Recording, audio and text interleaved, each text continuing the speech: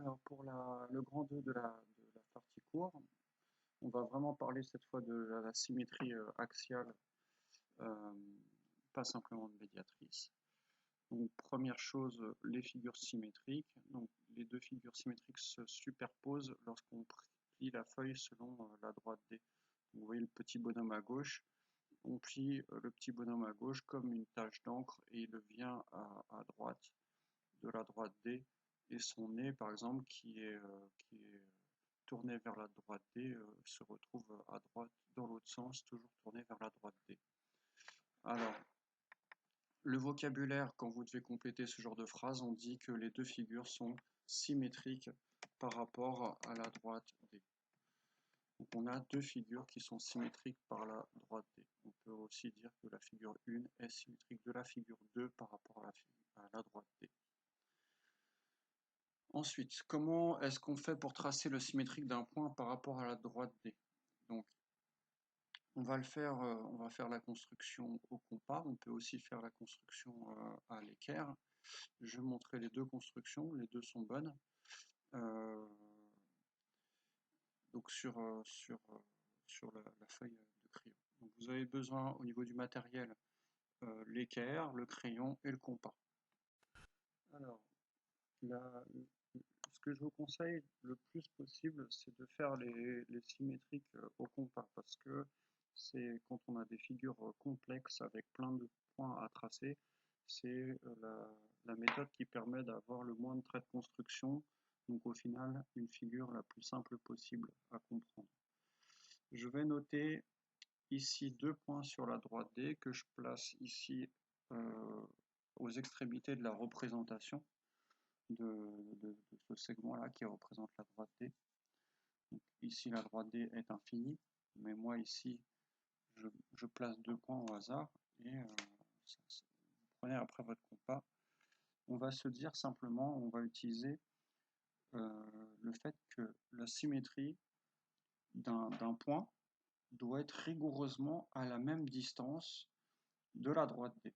Donc en fait, pour ça, vous prenez votre compas qui sert à mesurer la distance entre ce point-là, vous pointez ici, voilà, je mesure la distance jusqu'au point A, et je sais que mon symétrique, forcément, il va se retrouver à peu près ici, dans cette zone-là, et rigoureusement à la même distance que le point A l'était de la droite D. Donc en fait, je vais glisser mon compas là, de l'autre côté de la droite D, je vais faire un arc de cercle.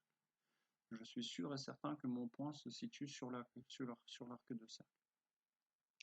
Je recommence en pointant mon compas ici.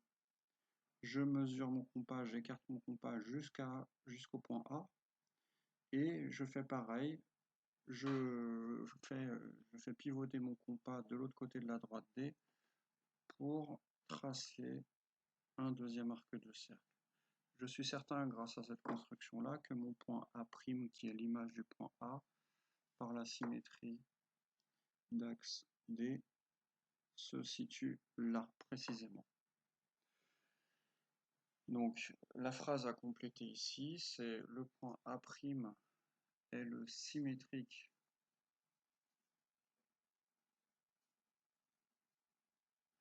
du point A par rapport à la droite D, si D est aussi l'axe de symétrie de A', où D est la médiatrice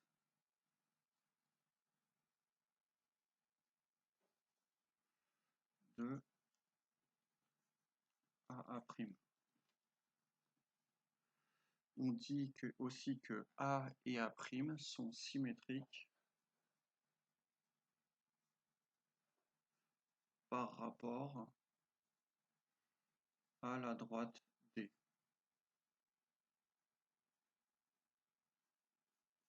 Donc deux façons pour formuler cette phrase-là. Soit vous dites que le point A' est le symétrique du point A par rapport à la droite D, soit vous dites que A et A' sont symétriques par rapport à la droite D.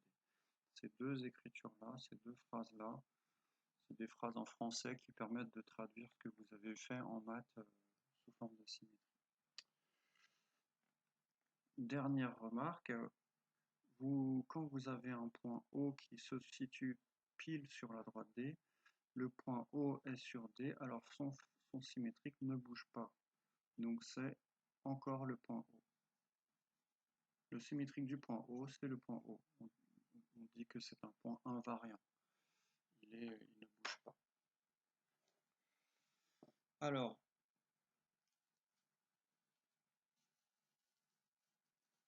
au niveau de la méthode, il faut faire attention à certaines étapes. Quand vous devez faire le symétrique d'une figure un peu plus compliquée, comme par exemple cette flèche-là, il vous faut des étapes. Donc, il faut d'abord nommer les points. Sinon, vous allez vous perdre et vous ne saurez pas quel point relier à quel point. Donc, simplement, quand vous nommez les points, le plus simple, c'est de noter l'ordre alphabétique. A, B, C, D, E, soit vous tournez dans ce sens-là, soit vous tournez dans l'autre sens, peu importe. Mais il vous faut des noms, comme ça, après, quand vous relierez, vous saurez que A doit être relié à B, doit être relié à C, D, E. Puis, après avoir nommé les points, vous devez construire le symétrique de chaque sommet.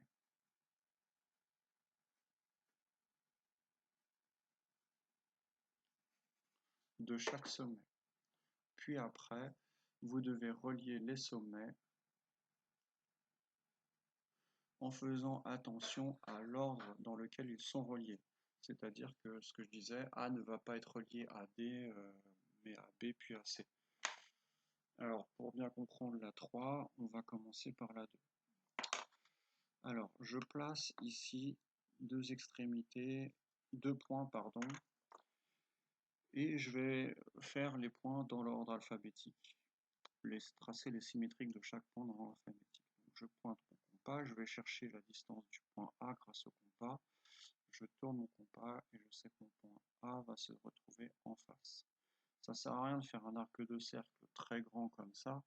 Vous savez que le point A étant ici, le point A' va se retrouver en face. Donc, voilà, dans cette zone-là, ce n'est pas la peine d'aller faire un arc de cercle là ou là. Plus vos arcs de cercle seront grands, plus ce sera compliqué à relier les points. Donc le point A se retrouve là, quelque part sur cet arc de cercle-là, puis je pointe mon compas sur l'autre point. Si vous avez du mal à faire vos symétriques, ne vous inquiétez pas, je vais répéter l'opération 5 fois parce qu'il y a 5 points. Donc ici, je mesure au compas l'espacement jusqu'au point A une deuxième fois et je trace. Je sais que mon point A', qui est l'image du point A, se situe ici, précisément là. Je recommence avec le point B. Le point B, je pointe une fois ici, je repointerai une deuxième fois ici. Première fois, je pointe là, j'écarte mon compas jusqu'à B. Je fais mon arc de cercle là à droite, de la droite B ici. Puis je pointe mon compas en haut. Je carte mon compas jusqu'à B. Puis je trace mon arc de cercle là. Je sais que mon point B' va se situer ici. Pareil avec C'. Je pointe une fois en bas, je mesure. Je pointe, hop là, je disais je pointe une fois en bas, je mesure. Je pointe une fois en haut. Voilà. Je mesure et je reporte. Mon point C' se trouve pile là. Et je continue avec le point D, une fois en bas, là, une fois en haut,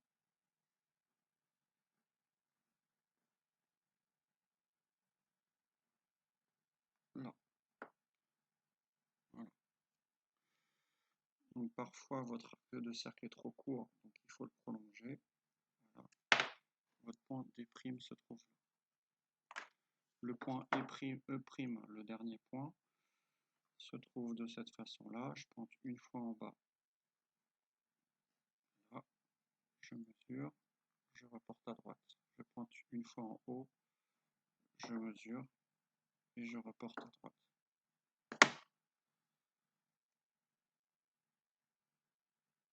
C'est très compliqué de tracer sans cacher ce que je trace avec la caméra.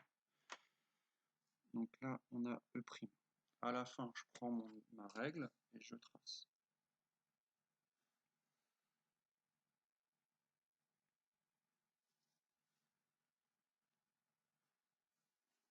J'obtiens donc la même flèche que la flèche de départ, qui est tournée vers la gauche, simplement pour la bonne raison, puisque en fait les deux flèches sont miroirs l'une de l'autre. Alors tout à l'heure, j'avais dit qu'on pouvait aussi tracer le symétrique avec une règle et une équerre. Donc pour la méthode 2, on va le faire avec ça. Et je vous ai déconseillé de faire la méthode 2, parce que simplement, quand on fait la méthode 2 qu'on va voir maintenant, on va avoir plein de traits partout dans tous les sens, qui vont rendre les choses un peu plus compliquées. Alors ceux qui parmi vous ont du mal avec le compas, vous aurez le droit de l'utiliser, même si je vous encourage fortement à essayer de bien comprendre la méthode au compas. Alors la première partie à faire pour construire ça, la première chose à faire, c'est de faire ici, tracer des droites, enfin des segments plutôt, qui sont tous perpendiculaires à l'axe de symétrie qui est la droite D. Donc je trace, voilà. Je sais que mon point, là ici je change l'ordre, je sais que mon point A va se retrouver en face exactement à la même distance de la droite D. Donc après, au compas, je mesure la distance et je fais un arc de cercle qui va symboliser que ma distance a été conservée. Mon point A' se trouve ici. Je passe au point B, je trace une perpendiculaire, passe la perpendiculaire passant par B à la droite D, perpendiculaire. Je mesure au compas la distance de B jusqu'à la droite D et je reporte. Là, on a B'. Je reprends l'équerre. Je retrace la perpendiculaire à la droite D passant par E.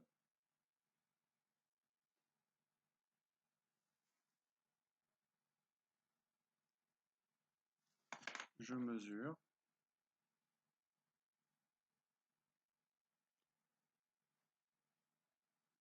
Et je reporte. Là se situe le point E'. Je mesure, je trace, et là c'est là que ça va devenir un peu le bazar, parce qu'en fait je vais avoir des segments qui vont couper d'autres segments. Donc je trace ma droite perpendiculaire passant par D.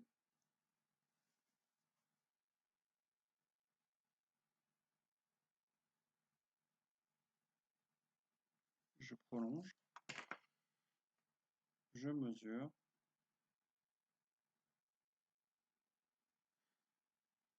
Et je reporte.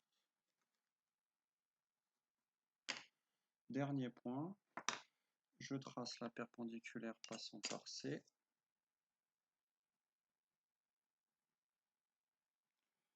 Je trace.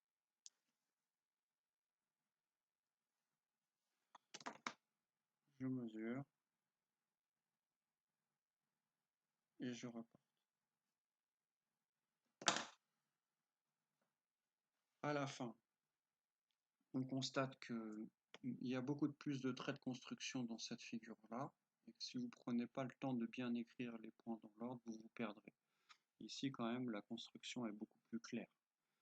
Rappel, n'effacez jamais les traits de construction en mathématiques. Le trait de construction, c'est ce qui sert de réflexion. On n'est pas dans de l'art. Hein. On ne fait pas des choses belles, on fait des choses techniques. Vous laissez vos traits de construction qui indiquent que vous avez bien réfléchi avec les bonnes étapes.